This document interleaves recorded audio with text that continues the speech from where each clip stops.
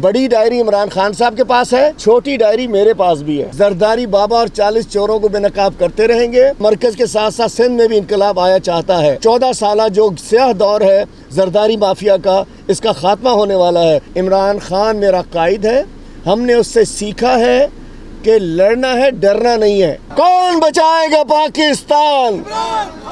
आज मैं जिस केस में यहाँ पहुँचा हूँ वो 34 साल पुराना केस है। 34 साल पुराना केस है। कहते हैं कि जी 34 साल पहले मैंने कोई ज़मीन ख़रीदी थी, बिल्कुल ख़रीदी थी, वो किसी जिससे ख़रीदी थी उसके कागज़ात ठीक नहीं थे, और इसके बाद इसी केस में इन्होंने मुझे लाहौर से गिरफ़्तार कराया था।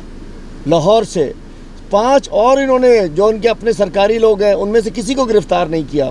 मुझे लाहौर गिरफ़्तार करने पहुँच गए थे, लेकिन वहाँ लाहौर से मुझे बरी किया गया था। मैं यहाँ ने बेल ली, और उसके बाद पिछली दफ़ा इसी कोर्ट की डायरेक्शन पे मैं बयान देने गया जामशोरो, तो एंटी करप्शन जामशोरो के दफ्तर में उन्होंने बजाय बयान लेने के कराची के एंटी करप्शन को बुला लिया।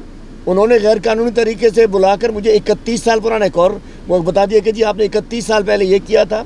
उसमें अल्हम्दुलिल्लाह केस डिस्चार्ज हो, मैं बरी हो गया। आसिफ जरदारी लाहौर में जो गंद करके चौधरी को ख़रीदने के लिए गंद मचा के चौधरी के पैर पकड़ के पंजाब में नाकाम होके जो दुबई बैठा हुआ है, उसकी तो रिपोर्ट भेजो, शर्म नहीं आती है।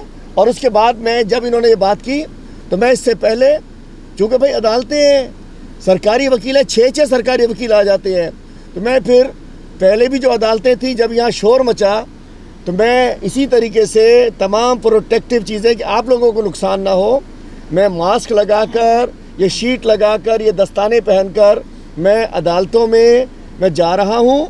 आज हैदराबाद भी आया हूँ, अपनी गाड़ी खुद चला कर आया हूँ, और मैं कहना चाहता हूँ इससे बड़ा जुल्म नहीं हो सकता, इससे बड़ा जुल्म नहीं हो सकता जो ये एक अपोजिशन लीडर के साथ कर रहे हैं। और आज मैं बताता चलूँ, ये मैं आया हूँ, फिर कुछ 7 सरकारी वकील आए हुए थे, लगता है कि और कोई काम ही इनको नहीं रह गया है, हलीम आदिल शेख को अंदर कर दो। गुज़िश्ता रोज़ भी सिंध हाई कोर्ट के जज साहब ने अपने कमेंट्स में कहा था कि ग़ुलामी ना करो, नौकरी करो। सिंध को तबाह इन्होंने कर दिया है।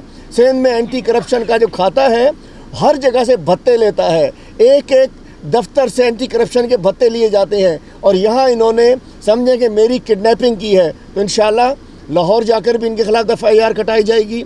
और जो उस दिन यहाँ जामशोरों में हुआ उसके भी मेरे वकला यहाँ मौजूद हैं, इनके खिलाफ FIR कटाएंगे, खून के आखिरी कतरे तक लड़ूंगा। मैं तो कहता हूँ कि सरकारी मशीनरी, सरकारी वकला, एंटी करप्शन, ये सब सिंध हुकूमत की ग़ुलामी करने की, अपनी नौकरियाँ बचाने के चक्कर में है। और यहाँ मेरे साथियों को हैदराबाद के अंदर भी उनको डराया धमकाया जा रहा है। तो मैं बताना चाहता हूँ, जुल्म की रात ख़त्म होने वाली है, ये अंधेरी रात ख़त्म होने वाली है। सिंध के इन सारे डाकुओं के, इन चोरों के, ये जो ग़ुलाम अफसरान हैं, बहुत सारे PSP DMG भी है, उनकी तो जल्दी खैरियत पूछें, लेकिन इंशाल्लाह हम भी एक छोटी डायरी मेंटेन कर रहे हैं। और जिन्होंने इस जरदारी बाबा और 40 चोरों, इसका CM, इसके चमचों के कहने पे जुल्म ज़्यादती की है, इंशाल्लाह किसी को माफ़ नहीं करेंगे। इंशाल्लाह अगली हुकूमत सिंध में हमारी होगी। और सिंध से एक बताना चाहता हूँ, बहुत बड़ी तादाद में सिंध के अहम लोग तहरीक इंसाफ में शमूलियत करेंगे। ये बल्दियाती इलेक्शन गुजर जाएँ, इंशाल्लाह सितंबर में एक बहुत बड़ी तादाद में सिंध की अहम शख्सियात पाकिस्तान तहरीक इंसाफ में शमूलियत करेंगी। उसमें पीपल्स पार्टी के कुछ अरकान असम्बली भी हैं। इलेक्शन कमीशन के सामने मुजाहरा बिल्कुल ठीक है, और मैं कहना चाहता हूँ निसार दुरानी साहब हैदराबाद से हैं, इलेक्शन कमीशन से भी तनख्वाहें ले रहे हैं, और यहाँ एक लॉ कॉलेज से भी तनख्वाहें ले रहे हैं। चंद दिनों पहले उन्होंने लॉ कॉलेज में एक मीटिंग भी अटेंड की है। इंशाल्लाह सुप्रीम जुडिशल काउंसिल में भी हम जाएंगे।